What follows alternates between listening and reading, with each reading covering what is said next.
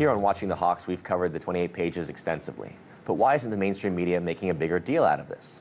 Well, because it would expose the United States' despicable relationship with Saudi Arabia, a regime that ranks as one of the worst on earth in terms of human rights and which regularly incites violence and extremism throughout the Middle East and the world. That's why. All the more reason to cover the story. The release of the 28 pages coincides with the United States preparing to authorize another $1.15 billion weapons package to Saudi Arabia. And this is on top of the $20 billion in weapons given to the Saudis since they began bombing Yemen back in March of 2015. So what is the significance of the 28 pages, and do they have the potential to change the U.S. relationship with Saudi Arabia? Previously, we showed part one of my interview with Russ Baker, founder of WhoWhatWhy.org and a 9/11 expert. In this second part, I asked Russ if the 28 pages were kept redacted for this long so that American public attention would stay firmly affixed on Iraq and that invasion, instead of where it should have been, on Saudi Arabia. Take a listen to Russ's response.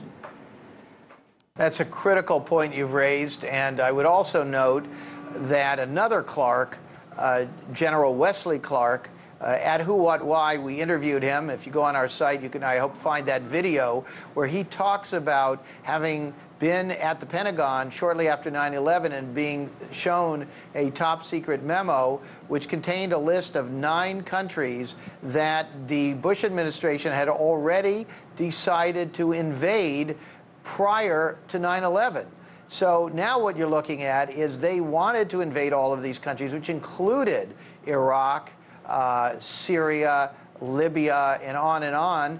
They needed a reason to do it. Now, here you have these attacks, and they have a reason to do it, except, unfortunately and inconveniently, the attacks don't point to any of those countries. They point to Saudi Arabia, which also wanted the United States to do all of these invasions, to knock out all of these independent leaders like Assad and Gaddafi and so forth, and, of course, Saddam Hussein, all of those who represented different factions within the larger global Arab community. And so, yes, you're absolutely right. There's some very, very profound geopolitics going on here.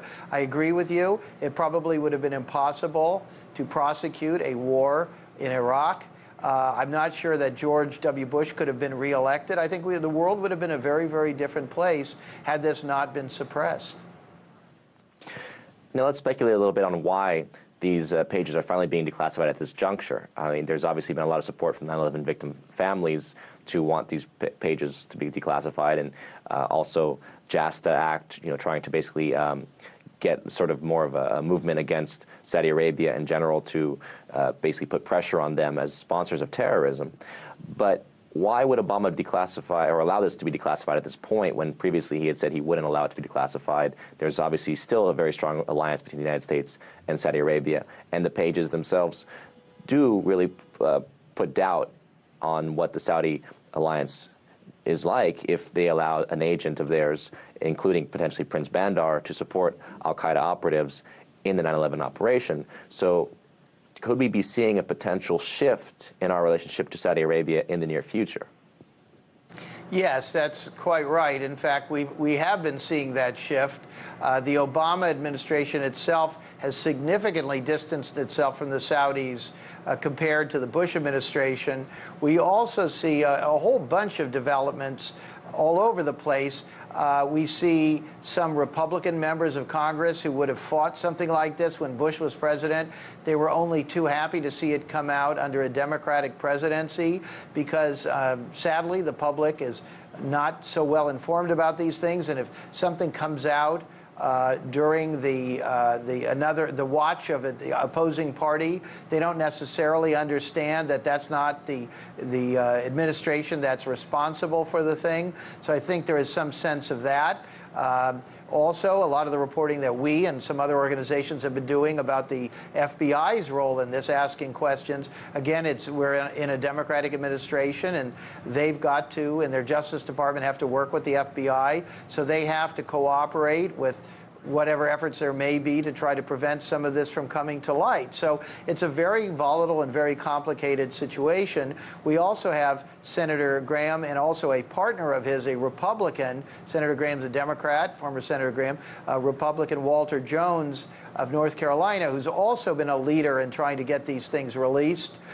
Very interesting that he mentioned that the Republican Party, even though he is an incumbent conservative Republican, tried to get somebody to run against him because they were against this coming out. So we see this fascinating alliance of Democrats and Republicans who all share a common interest in this not coming out. And we see some sort of dissident Democrats and Republicans doing what you might call the right thing and standing up for transparency and for the public to be leveled with as to this incredibly complex and extremely dangerous situation. Indeed. Could we be seeing a shift, almost a realignment because of Obama's overtures towards Iran in the region where, for example, we don't depend on our alliance with Saudi Arabia as strongly as in the past, and we actually might be shifting back toward the Iran, which actually had been probably our strongest ally from the 50s and 60s and until 79? Absolutely. I think any of this is possible. It's a changed game in part because, at least temporarily, the United States demand and appetite for fossil fuels is way down, and we're finally seeing some major breakthroughs in the costs of renewable energy coming down. There is a real will. I think climate change has a lot to do with it. I think there are a tremendous number of factors in play. Absolutely, that the Iran initiative is related to all of that. I do think we're seeing a realignment, and I imagine that the Saudis are panicked because their unique position in the world as the wealthiest royal family with tremendous resources and really incredible lifestyles, which cannot continue if the situation changes and the Saudi people become fed up. The whole game can change on every level. And as far as 9/11 is concerned, I think obviously there are still many questions left unanswered, despite the release of the 28 pages. Richard Clarke, again, this former counterterrorism czar, said himself, nothing in those reports provides any reason to disbelieve the possibility that the CIA, the Counterterrorism Center, and the agency's top management hid a false flag operation that went wrong. A false flag operation. I mean, this is the counterterrorism czars using this word false flag operation as though there was something that was being planned between CIA, Saudi agents, and al-Qaeda operatives that went wrong. Now, whether or not it went wrong or it was part of a much bigger operation that became 9/11, this is fascinating that he's divulging this. What are the questions that remain on 9/11? What are the steps that can be taken towards at least answering some of those questions? I think to get context on this, you have to look back at things like the assassination of John F. Kennedy, where a vast majority of the American public suspected right from the beginning, and has increased over the years, that they weren't told the truth. Most of the books by researchers and others who've really looked into the Kennedy assassination found that the official narrative was unquestionably false. The public is divided between those who've read these books and those who haven't. The media has continued very doggedly to defend the Warren Commission and to stick with the official story. And I think we're going to see the same thing with 9/11. The people who, over the years, have been dismissed as cranks and kooks may turn out to have been right, or at least partially right, in suspecting that 9/11 was enabled somehow as part of some kind of a grand power play. Now, it's so monstrous and it's so horrible, and it's so difficult even to imagine logistically exactly how something like this could even be done, so that I think a lot of people in our society, a lot of people in the media, and I think are justifiably wary of jumping to any kind of conclusions. I think there was a lot of psychic resistance, but with these new developments, I think that it's a whole new game. Now, the so-called 9/11 truthers, sadly, are so stuck in whatever their own theory is of what happened that they tend to dismiss all of these new developments around the Saudis themselves as some kind of sleight of hand to distract you from the real story. Well, I think that's wrong. I think you have to do what we try to do at WhoWhatWhy, is be responsible journalists, look at whatever evidence there is, as particularly evidence that's not in question, question, like the FBI report about the Saudi family in Sarasota, like all of these FBI and CIA reports about al-Bayoumi and Bassami and about Prince Bandar and all of these other figures, their known movements. We have to start with that, and we've got to meticulously build a picture until we understand where this goes. And we have to be fearless. It may be a really, really terrible story that will change our understanding of almost everything. Absolutely.